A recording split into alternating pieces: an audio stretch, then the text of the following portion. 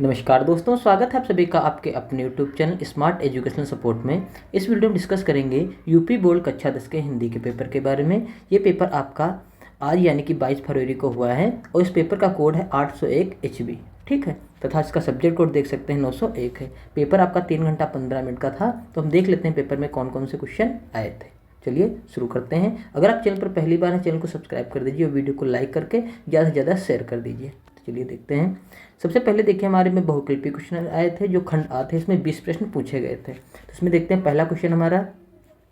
तो पहला क्वेश्चन आप देख सकते हैं, हमें दिया गया था शुक्ल युगीन लेखक हैं राम प्रसाद निरंजनी, माखनलाल चतुर्वेदी, यशपाल या सदल मिश्र। तो इसमें सही ऑप्शन आपका निकल कर आता है डी, सदल मिश्र। अगला क्वेश्चन, गुनाहों का देवता रचना विद्या है, कहानी है, नाटक है, उपन्यास है या आत्मकथा है। तो इसमें सही ऑप्शन आपका निकल कर आता है सी यानी कि उपन्यास। अगला क्वेश्चन, किशोरी लाल गोस्वामी की रचना है सरस्वती, राग दरबारी, दुलाई वाला या इंदुमती। तो इसमें सही ऑप्शन आपका निकल कर आता है डी यानी कि इंदुमती। अगला क्वेश्चन देखते हैं। ध्रुव स्वामिनी के लेखक हैं जयशंकर प्रसाद, जगदीश चंद्र माथुर, राजकुमार वर्मा या मोहन राकेश। तो इसमें सही ऑप्शन आपका निकल कर आता है ए यानी कि जयशंकर प्रसाद। अगला क्वेश्चन, संस्कृत और सभ्यता निबंध के निबंधकार हैं रामदास गौड़, श्याम सुंदर दास, रामचंद्र शुक्ल या डॉक्टर नगेंद्र। तो इसमें सही ऑप्शन आपका निकल कर आता है बी यानी कि श्याम सुंदर दास। अगला क्वेश्चन है, भाव विलास के रचयिता हैं भूषण, केशव, मतिराम या देव। तो इसमें सही ऑप्शन आपका निकल कर आता है बी केशव। अगला क्वेश्चन देखते हैं। रीत मुक्ति काव्यधारा की रचना है सुजान सागर, बिहारी सतसई, ललित ललाम या काव्य निर्माण। तो इसमें सही ऑप्शन आपका निकल कर आता है बी यानी कि बिहारी सतसई। अगला क्वेश्चन हमारा है, दूसरा सप्तक का प्रकाशन वर्ष है। तो इसमें सही ऑप्शन आपका निकल कर आता है बी 1951। अगला क्वेश्चन देखते हैं। प्रगतिवाद युग के कवि हैं शिवमंगल सिंह सुमन, प्रभाकर माचवे, नरेश मेहता या जगदीश गुप्त। तो इसमें सही ऑप्शन आपका निकल कर आता है ए यानी कि शिवमंगल सिंह सुमन। अगला क्वेश्चन देखते हैं।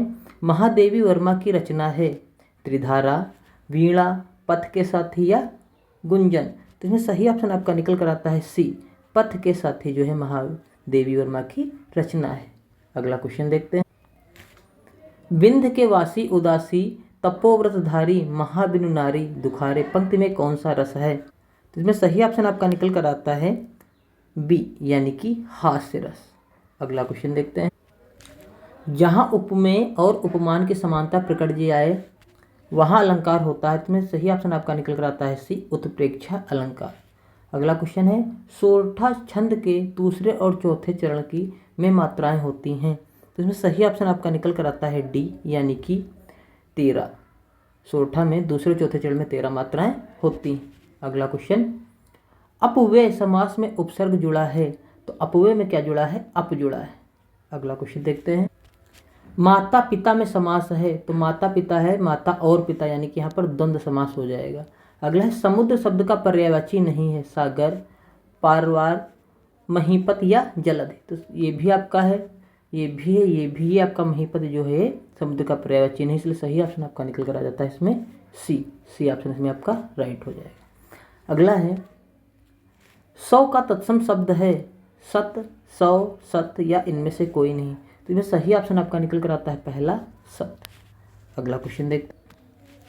तेसाम में कौन सी विभक्ति और वचन है। तो इसमें सही ऑप्शन आपका निकल कर आता है सी, षष्ठी विभक्ति है और ये बहुवचन है। अगला क्वेश्चन देखते हैं।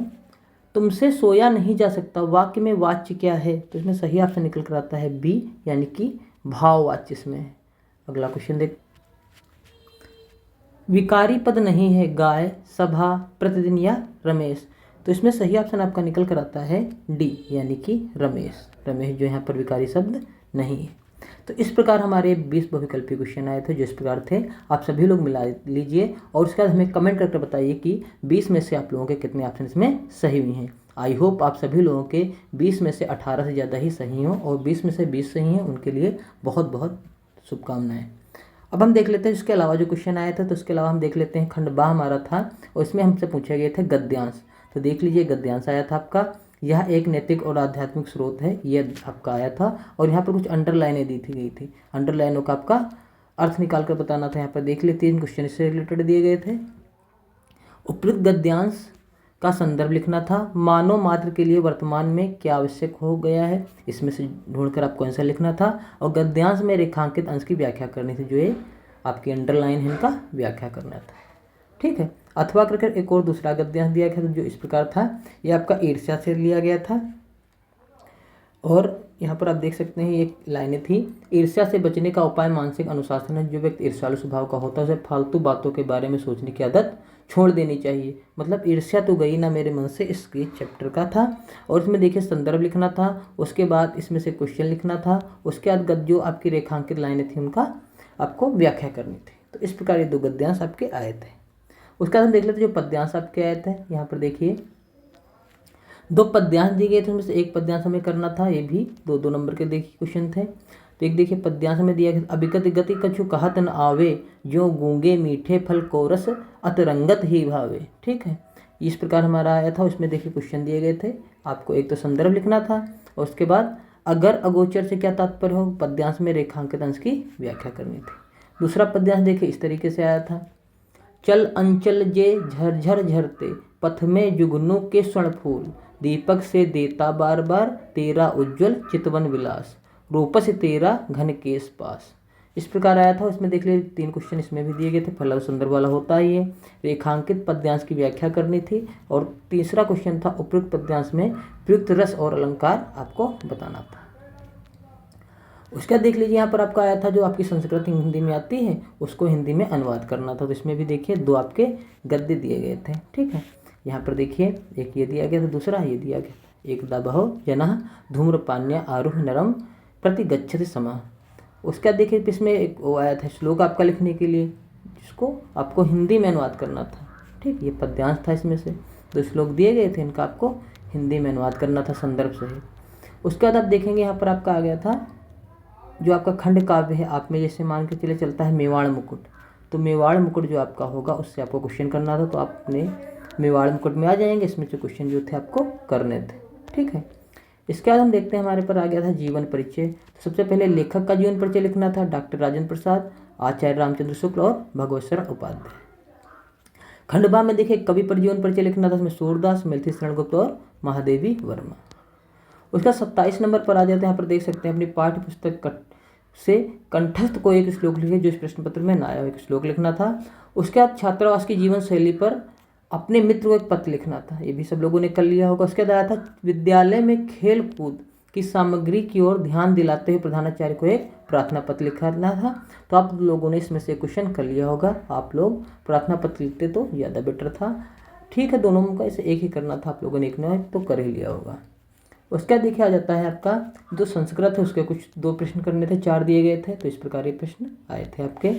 उसके बाद हम देखेंगे आपको जो निबंध आया था। यहाँ पर देखिए जीवन में विज्ञान का महत्व, भारत में आतंकवाद समस्या समाधान, छात्र और अनुशासन और आज़ादी का अमृत महोत्सव। तो इस पर आपका ऐसे आया था। तो इस प्रकार ये आपका पेपर जो हिंदी का था कक्षा 10 का 70 नंबर का आ जाता है, जिसमें 20 नंबर के बहुविकल्पी और 50 नंबर के आपको क्वेश्चन कॉपी पर लिखने थे। आई होप आप लोग को पूरा क्वेश्चन सॉल्व मिल गया होगा। अगर इसमें कोई भी आपको परेशानी रह जाती है तो आप हमें कमेंट करके बता सकते हैं।